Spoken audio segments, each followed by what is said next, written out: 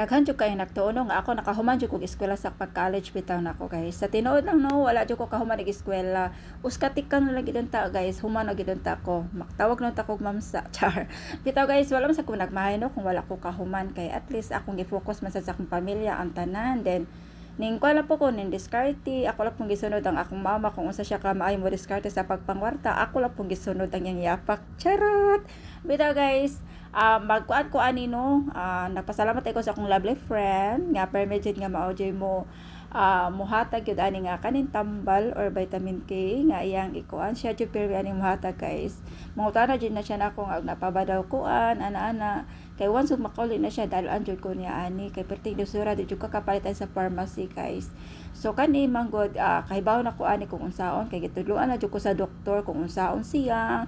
So mga 7 months jud ko ani ano nga mag-i-inject ari jud na sa tambok-tambok sa part sa lawas i-inject pero niingon na si Doc, pwede ra din siya i-oral guys. So, ako sukad ato nga niingon ang doktor nga pwede siya i-oral. Ari na lang jud ako ikon sa baba kaysa i-inject kay ngano sakit-sakit ba apod in town guys og i-inject no. Yeah. So mao to wala ko katiwas sa eskwela, naghimo na lang kog nurse.